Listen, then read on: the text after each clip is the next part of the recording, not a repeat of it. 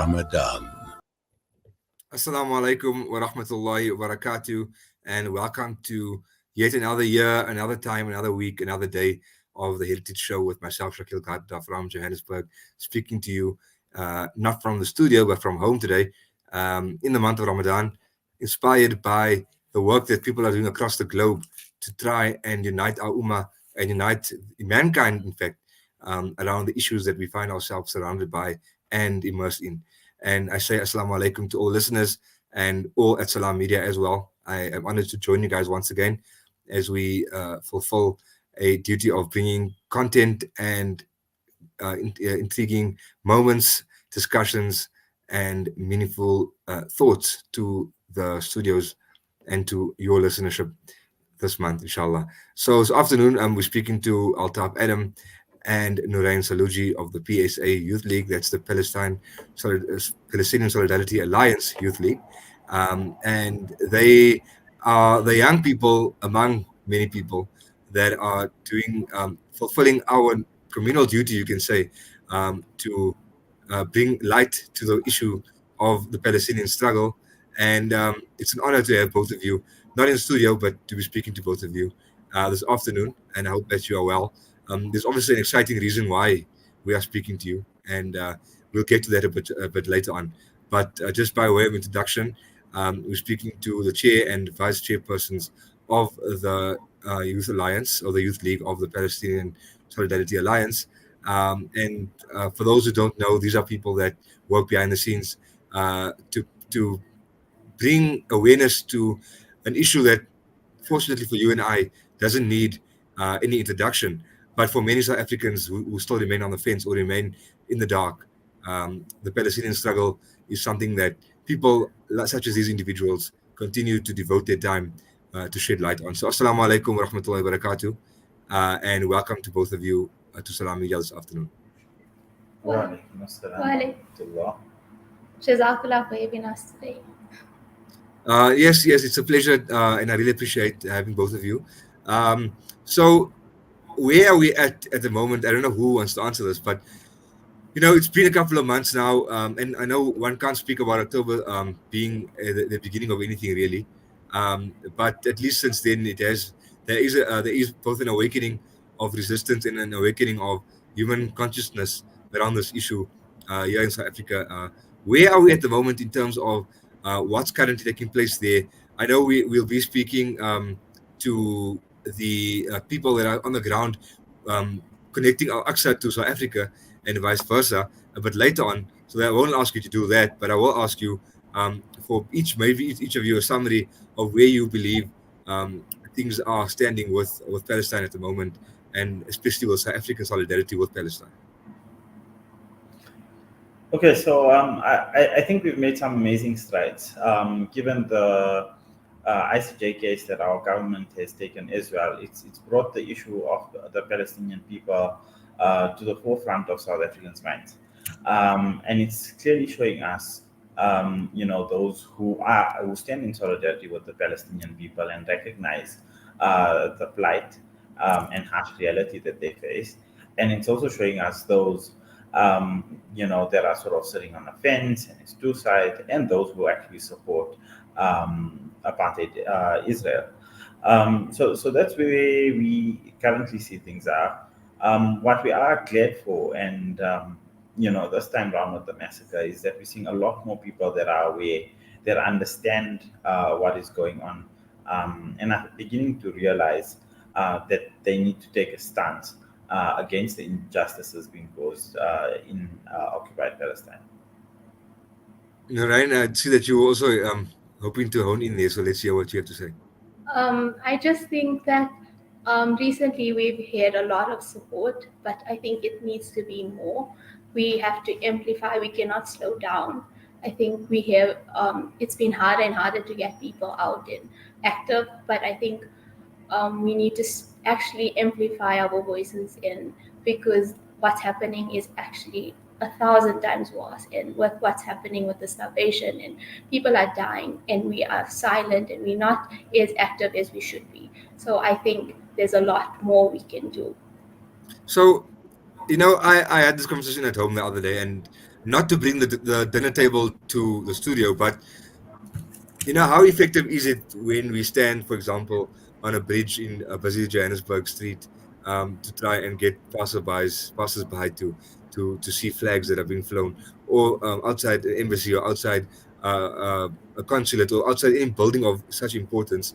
Um, this many months later, is it still effective, or are you noticing? Because I personally am a withdrawing of physical in-person presence, while of course the support has never been waning. In fact, it increases with every movement, every day that we learn more, that we see more.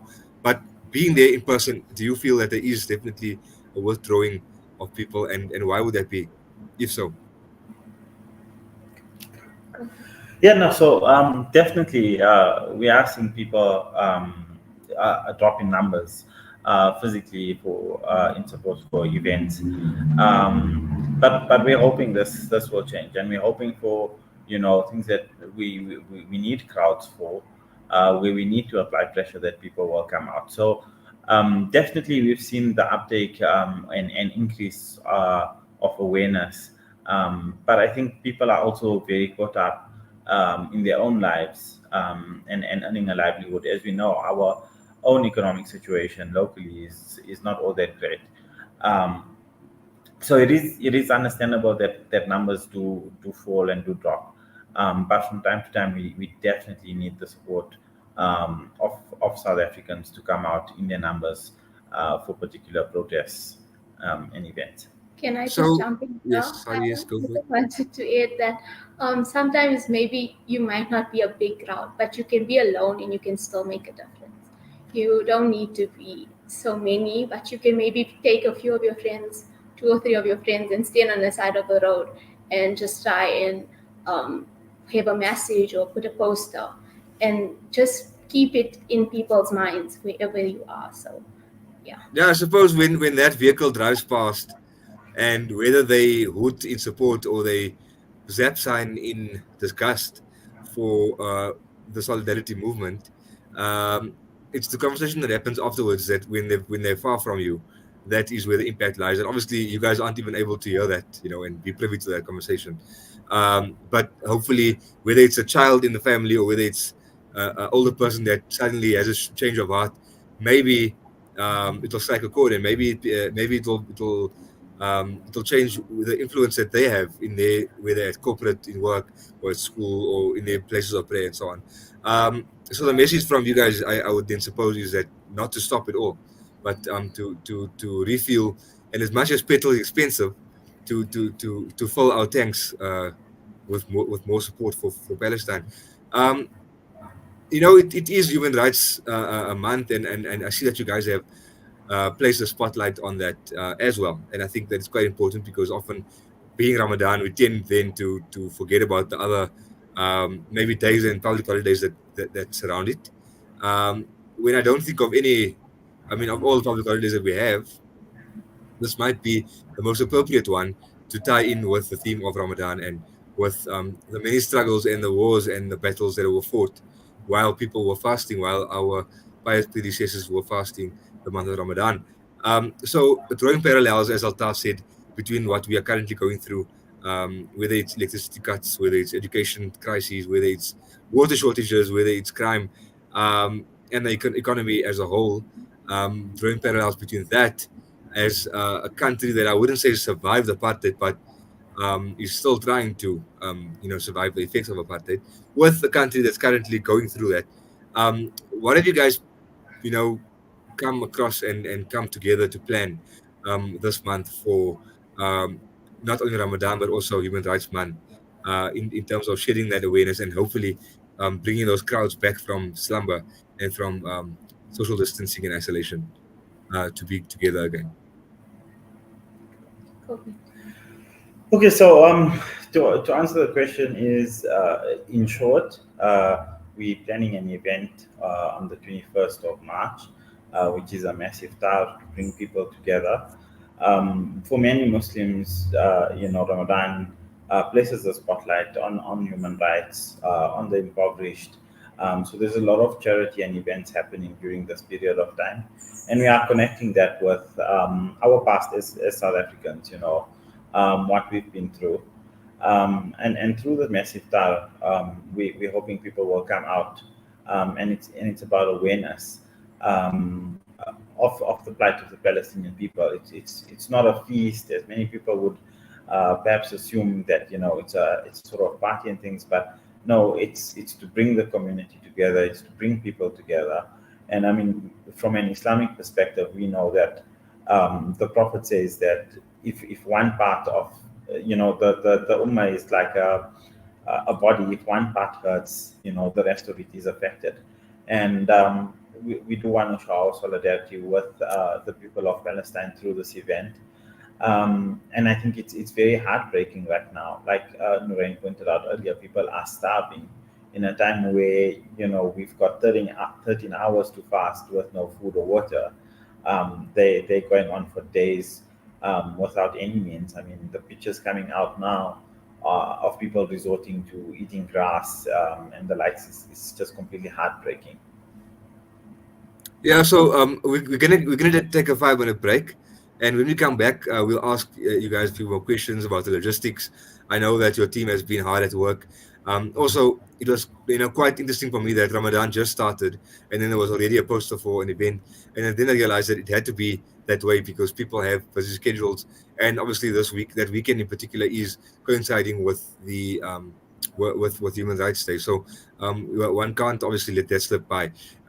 So we'll come back, and when we get back, we'll speak about what exactly is going to be taking place, and also just appreciating the fact that there is something on the table to look forward to eat tonight, and the fact that the many ulama have understood the situation in Palestine to be so dire that people don't necessarily qualify to be fasting anymore, and what that means for us. That for some people, Ramadan is only about fasting, and we hear about we hear the ulama every night reminding us that fasting is where it begins. That's not where it ends. There's so much more to Ramadan that we're supposed to be doing and introspecting on. And so imagine not being able to fast because you just can't. So we'll come back and continue this discussion, inshallah. Sure. You are listening to Salam Media live from our headquarters in South Africa. This is Salam Media, keeping you company this Ramadan.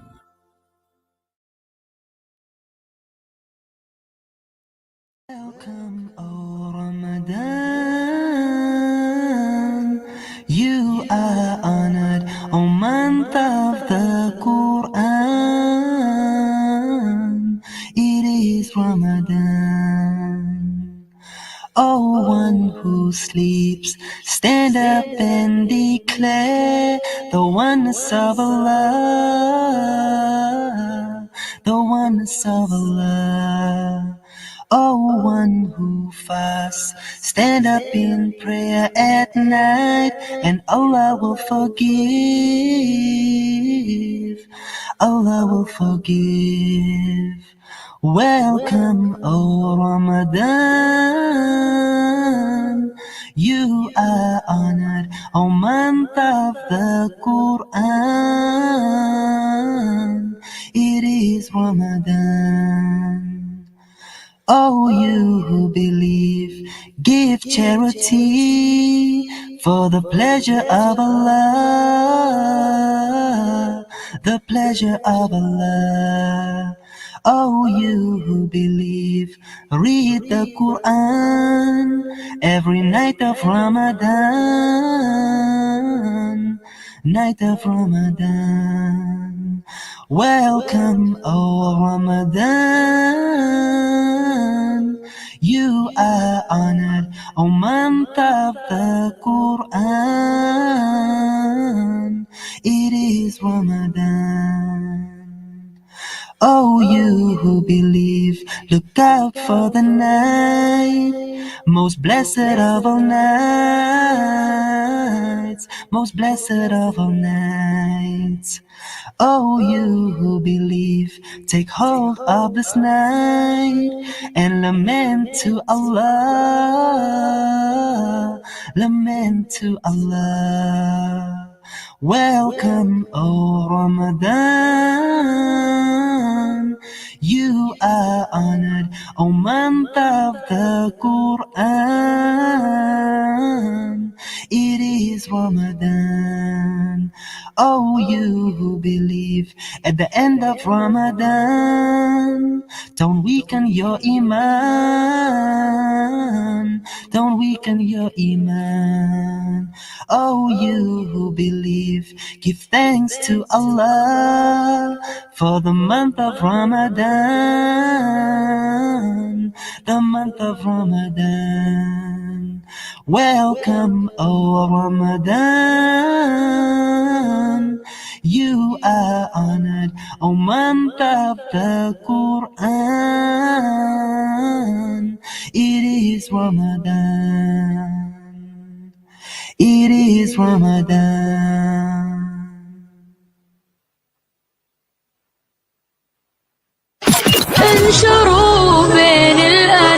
Salam Media, your spiritual companion this Ramadan. This Ramadan, join hands with Muslim hands to make a meaningful difference in the lives of millions worldwide. Your zakah and sadaqah can be the lifeline for those in need. Together we can nourish the hungry in South Africa and across the globe, offer clean water to impoverished communities, empower women with sustainable livelihoods, and bring relief to families grappling with the aftermath of natural disasters and conflict. Be their beacon of hope today. Connect with us at muslimhands.org.za or dial 021 633 6413 to extend your support. From samosas and half moons to cook sisters and roti, everything between iftar and seri makes sunfoil cooking oil an essential part of your Ramadan. Approved by the Heart and Stroke Foundation as part of a healthy diet, this blessed month, give your family the best with sunfoil, because tradition just tastes better. The people of Palestine need your support now. Africa Muslims Agency is on the ground, already providing food, medication, and emergency supplies in Gaza. Donate any amount to Heal Palestine at africamuslimsagency.co.za. Africa Muslims Agency, empowering, educating, inspiring.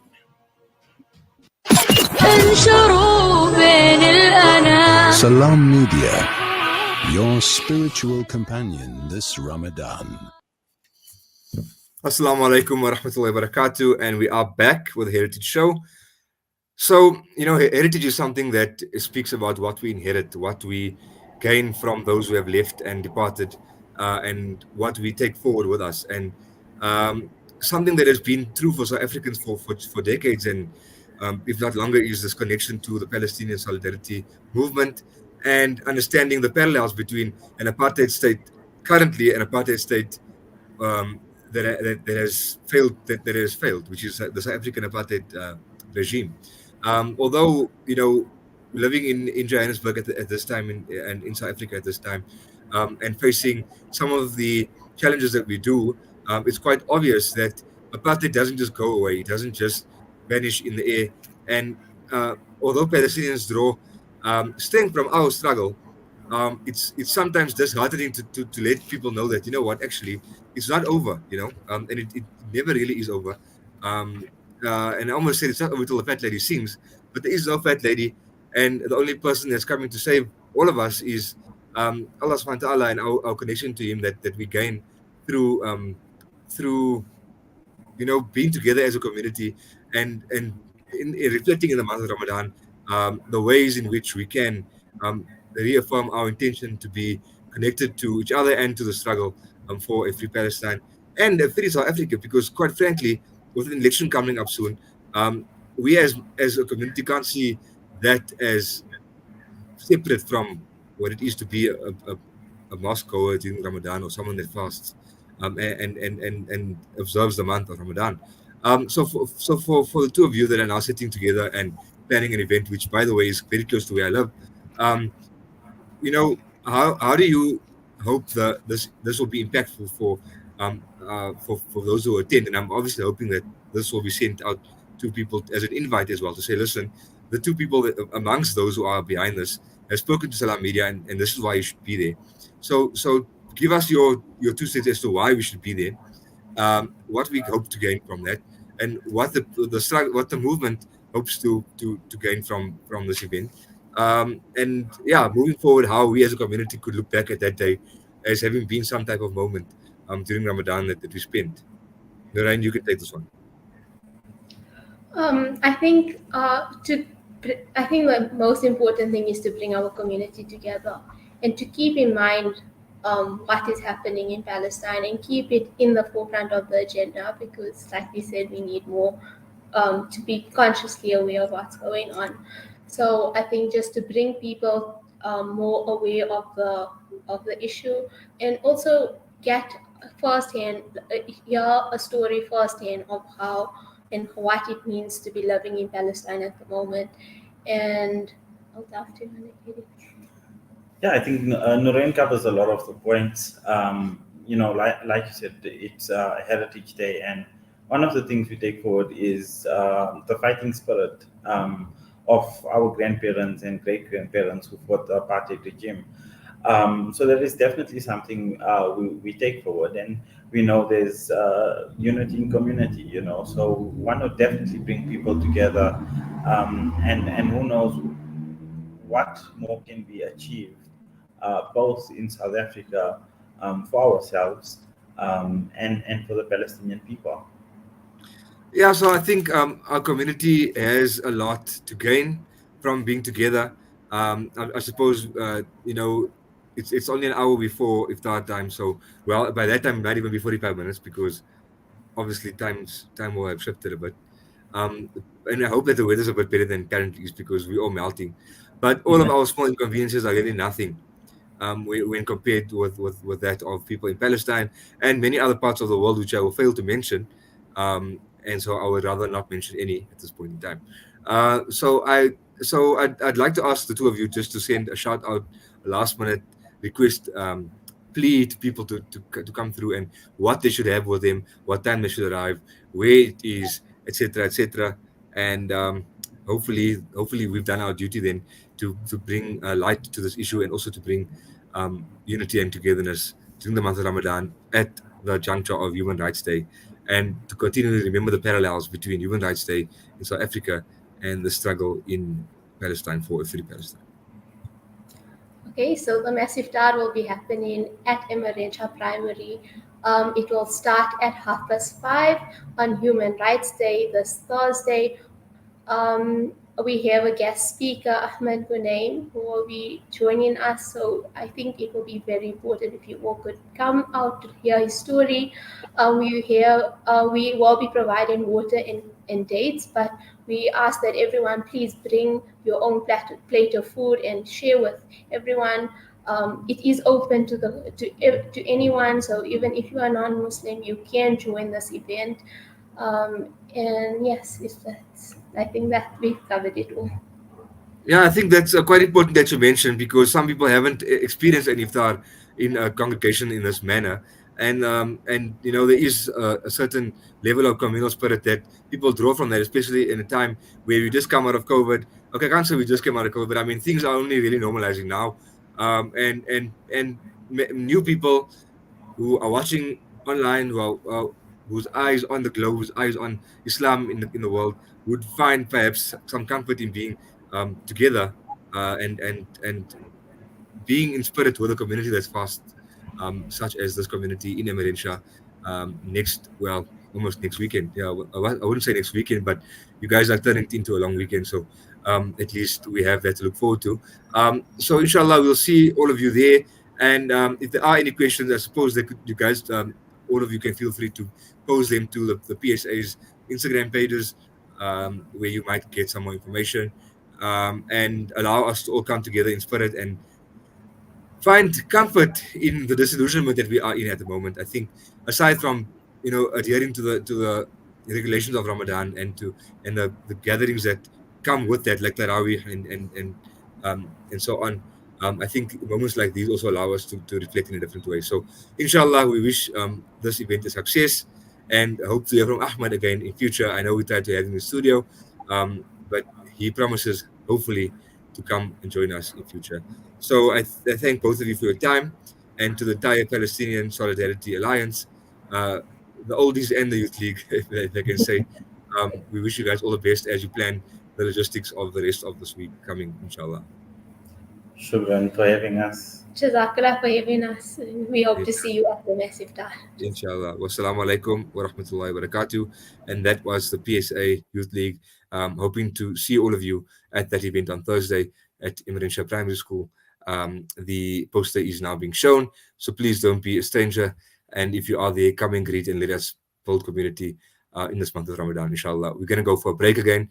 When we return, we'll be speaking about itikaf in Al-Aqsa, anything that you need to know from Hafiz Ayub Dadabai, who will be walking us through the nitty-gritties and the do's and the don'ts about going and making that journey during this holy month of Ramadan to such a sacred place that the people of which are asking for South Africans to please send their numbers and attend itikaf at Al-Aqsa. So when we come back from the break, we'll be having more details on that, inshallah. Wassalamu alaikum wa rahmatullahi wa barakatuh.